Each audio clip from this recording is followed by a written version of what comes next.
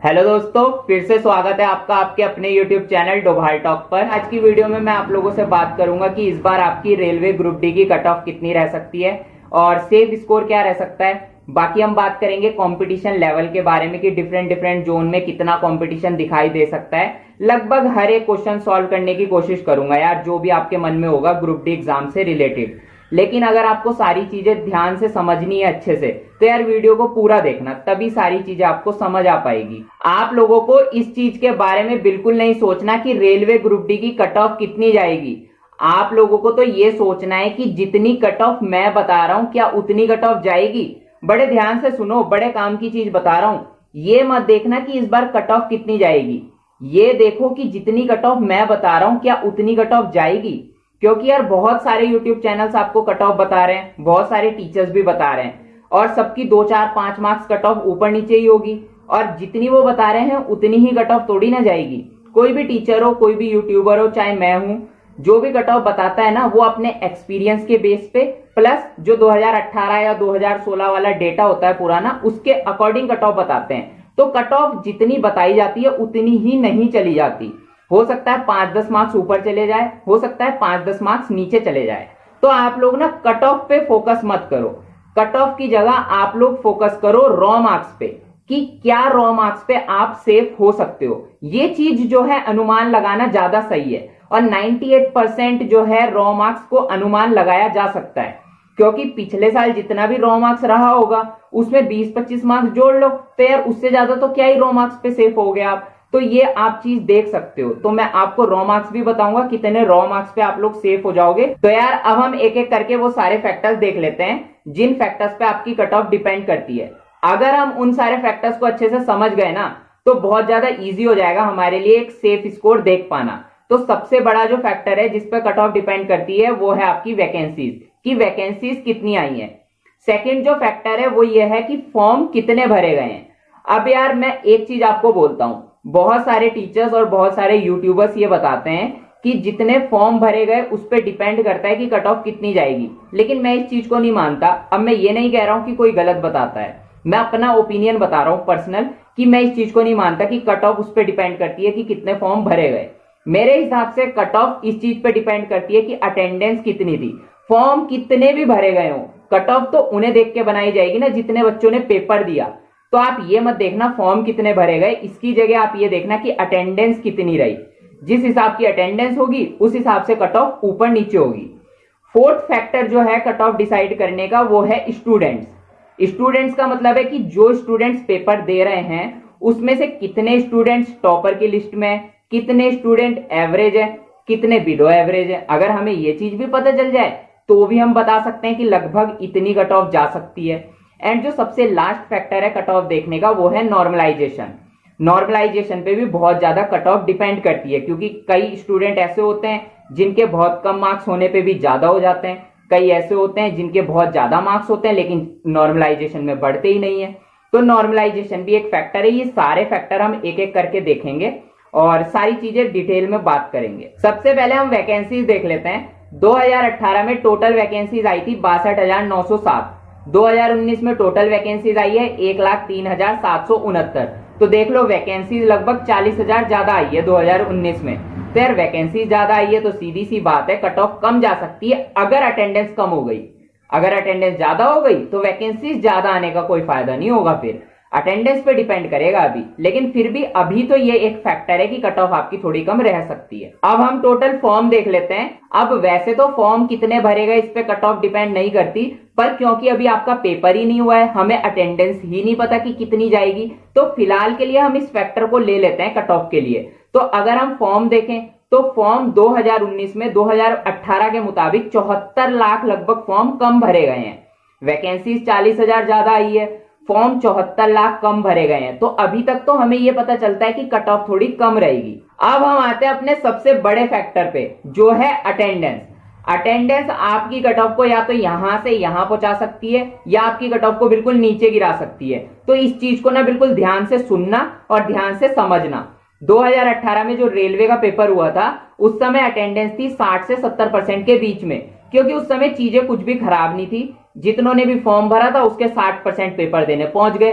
और होता भी यही है, चाहे एसएससी का एग्जाम हो, बैंक का एग्जाम हो या रेलवे का एग्जाम हो, 60% से 80% के बीच में हमेशा अटेंडेंस रहती है। लेकिन इस बार एनटीपीसी में अटेंडेंस बहुत कम थी, 50-60%, 60 तो बहुत ही कम गई होगी, बाकी तो आपकी 50 या फिर 50 से कम 45 के आसपास रह रही थी अटेंडेंस। ऐसा इसलिए हो रहा था क्योंकि बहुत सारे स्टूडेंट्स परेशान है कोविड की वजह से, कुछ स्टूडेंट डर रहे हैं पेपर देने जाने में, तो अटेंडेंस कम हो रही थी। और यही हाल आपका ग्रुप डी एग्जाम में भी होने वाला है। एनटीपीसी के एग्जाम तक तो कोरोना के इतने केस भी नहीं थे, तभी भी आपकी अटेंडेंस इतनी कम थी। और अब तो कोविड देखो होके हटा ही है, अभी धीरे धीरे केस कम हो रहे हैं, तो अटेंडेंस बहुत कम जानी है और आप लोगों को बहुत बेनिफिट मिलेगा। जितनी कम अटेंडेंस उतनी ही कम कट ऑफ, इसको लिख लो कहीं पे भी, जितनी कम अटेंडेंस जाएगी उतनी कम कट ऑफ रहेगी। ये बात करी हमने अटेंडेंस की। अब बात करते हैं अपने एक और फैक्टर के बारे में, वो है स्टूडेंट की। पेपर देने जो स्टूडेंट आ रहा है, क्या वो इंटेलिजेंट है, क्या वो एवरेज स्टूडेंट है या फिर बिलो एवरेज है। देखो जब 2018 में रेलवे का पेपर हुआ था तो बहुत सारे इंटेलिजेंट स्टूडेंट थे उस पेपर में, उन्होंने उस पेपर को दिया। उनका रिजल्ट, उनकी ज्वाइनिंग, उनका डॉक्यूमेंट वेरिफिकेशन 2019 तक कंप्लीट नहीं हुआ था। उन्हें पता ही नहीं था उनका सिलेक्शन हो रहा है या नहीं हो रहा है। तो उन स्टूडेंट्स ने क्या किया, 2019 में भी रेलवे ग्रुप डी का फॉर्म भर दिया। लेकिन बाद में उन्हें पता चला कि यार हम तो 2018 वाले में सेलेक्ट हो चुके हैं। तो वो स्टूडेंट जो सेलेक्ट हुए थे वो इंटेलिजेंट होंगे तभी सेलेक्ट हुए थे, वो पेपर देने नहीं आएंगे। ऐसे ही बहुत सारे स्टूडेंट्स एएलपी के एग्जाम में निकले थे, आरपीएफ में निकले थे, आरआरबी जेई में निकले थे, बाकी स्टेट बोर्ड्स के जो एग्जाम होते रहते हैं उनमें निकले हैं, बाकी आपके एसएससी के एग्जाम में निकले हैं, बैंक में निकले होंगे। तो बहुत सारे जो इंटेलिजेंट स्टूडेंट्स थे वो बाहर हो चुके हैं। अब ऐसा नहीं है कि बहुत सारे इंटेलिजेंट स्टूडेंट बाहर हो गए तो कट ऑफ कम चली जाएगी। कुछ स्टूडेंट ऐसे भी तो होंगे जो और इंटेलिजेंट हैं, जो 2 साल से तैयारी में लगे हुए हैं, उन्हें भी अभी देखते हैं। लेकिन फिलहाल के लिए देखो कि बहुत सारे इंटेलिजेंट स्टूडेंट तो बाहर हुए हैं। अब बात करते हैं उन स्टूडेंट्स की जो 2018 वाली भर्ती में या तो 3-4 मार्क्स से रुक गए थे या फिर उन्होंने 2018 वाली भर्ती दी ही नहीं, उन्होंने 2019 के लिए प्रिपेयर किया लेकिन उनकी प्रिपरेशन बहुत अच्छी है, वो एकदम टॉपर लेवल पे आते हैं। तो उनका क्या किया जाए? देखो मैं सीधा बताता हूं, ऐसे स्टूडेंट्स हैं तो, लेकिन ऐसे स्टूडेंट्स बहुत कम है। अगर आपकी 1 लाख वैकेंसीज आई है ना, तो उनमें से सिर्फ 40,000 स्टूडेंट ऐसे होंगे जो टॉपर लेवल पे आते हैं। 40,000 भी मैंने बहुत ज्यादा बोल दिए, और सिर्फ 40,000 का थोड़ी सिलेक्शन होगा। 1 लाख वैकेंसीज है, अगर 40,000 टॉपर सेलेक्ट हो रहे हैं तो 60,000 एवरेज स्टूडेंट भी तो सेलेक्ट होंगे ना। तो वहां आप अपना एक सीट ले सकते हो ना, आपको एक सीट ही तो चाहिए। तो ऐसा कुछ नहीं है कि बहुत सारे टॉपर्स हैं, टॉपर्स बहुत कम है। आप लोग खुद भी देखो, आप कहीं स्कूल में पढ़ते थे, कॉलेज में पढ़ते थे, 60 या 70 या 80 बच्चों की जो क्लास होती थी उसमें टॉपर कितने होते थे? 3, 4 या 5। तो ऐसा ही हर जगह होता है, टॉपर 3, 4, 5, 10 इतने ही होते हैं, बाकी सब एवरेज ही होते हैं, क्योंकि सबका दिमाग एक जैसा नहीं होता। तो इस चीज से बेफिक्र रहो कि स्टूडेंट की प्रिपरेशन बहुत अच्छी है, अपने ऊपर विश्वास रखो कि एक सीट मुझे चाहिए वो मैं ले सकता हूं। अब हम आते हैं अपने सबसे लास्ट फैक्टर पे, जो कि है नॉर्मलाइजेशन। और नॉर्मलाइजेशन भी यार एक बहुत बड़ा फैक्टर है जिसपे कट ऑफ डिपेंड करती है, क्योंकि बहुत सारे स्टूडेंट्स ऐसे होते हैं जो कम मार्क्स लाते हैं फिर भी सिलेक्शन ले लेते हैं। कुछ ऐसे स्टूडेंट भी होते हैं जिनके ज्यादा मार्क्स होते हैं फिर भी सिलेक्शन नहीं हो पाता। तो नॉर्मलाइजेशन को थोड़ा समझना पड़ेगा। अब नॉर्मलाइजेशन में कोई भी ये एक्यूरेट नहीं बता सकता आपके कितने मार्क्स बढ़ेंगे, ना मैं ना कोई टीचर। लेकिन कुछ चीजें ऐसी हैं, कुछ पेपर्स हमने ऐसे एनालाइज करे हैं जिसके बेस पे हम ये बता सकते हैं कि क्या चीजें हम कर सकते हैं जिससे नॉर्मलाइजेशन में हम ज्यादा से ज्यादा फायदा ले सकें। तो नॉर्मलाइजेशन डिपेंड करता है आपकी शिफ्ट कैसी आई है, हार्ड शिफ्ट पड़ी है, मॉडरेट है या इजी है। अब अगर आपकी हार्ड शिफ्ट पड़ी है तो आप कोशिश करो कम से कम अटेम्प्ट करो और वही अटेम्प्ट करो जो आपको आता है। ज्यादा आपको आता है तो ज्यादा अटेम्प्ट कर दो, लेकिन तुक्का नहीं मारना है।